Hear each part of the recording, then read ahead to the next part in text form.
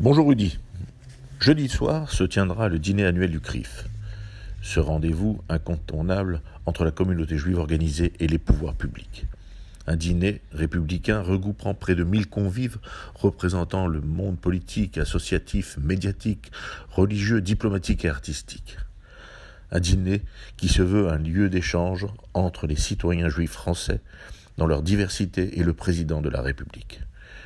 Comme tout ce qui réussit, ce dîner a ses détracteurs.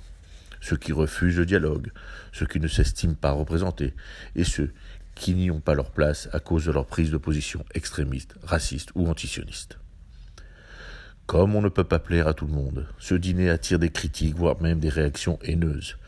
Mais n'est-ce pas le signe de sa réussite ? Force est de constater que d'autres communautés s'en sont inspirées et organisent elles aussi des dîners républicains afin de pouvoir se faire entendre et échanger avec les dirigeants de notre pays. Il est bon de rappeler que quoi qu'en disent les détracteurs, que lors des discours prononcés et très repris par la presse et l'ensemble des médias, le président du CRIF exprime haut et fort les inquiétudes légitimes de la communauté juive face à l'antisémitisme et à l'antisionisme.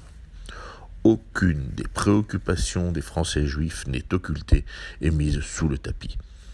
Les critiques et propositions constructives sont déclarées à la face de tous. Les réponses des présidents de la République qui s'y sont succédés ne sont pas toujours suffisantes, évidemment, ou satisfaisantes, mais elles sont des prises de position et des annonces qui sont entendues de tous et fortement commentées. Ce jeudi, le président Macron sera interpellé sur tous les sujets qui préoccupent les Juifs de France. Aucun ne sera évité.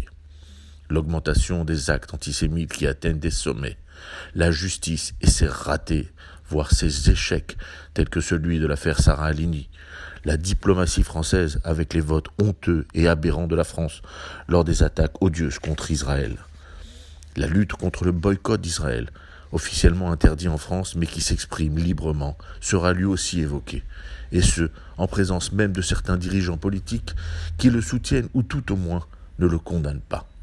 Jeudi soir, comme chaque année, ce rendez-vous républicain serait un grand moment, même si nous aurions tant aimé que tous les engagements pris soient tenus. Du discours à l'échange naît la lumière. Faisons en sorte de maintenir le lien indispensable entre la communauté juive dans toute sa diversité et les pouvoirs publics. N'en déplaise aux adorateurs et militants des Zemmour, Le Pen et Mélenchon. Des limites et des digues ont été dressées, et les extrémistes, antisionistes et xénophobes ne sont pas les bienvenus à ce dîner. Même si certains invités sont encore dans des zones floues, gardons nos valeurs et renforçons nos digues en ces temps qui en voient tant s'effondrer. À la semaine prochaine.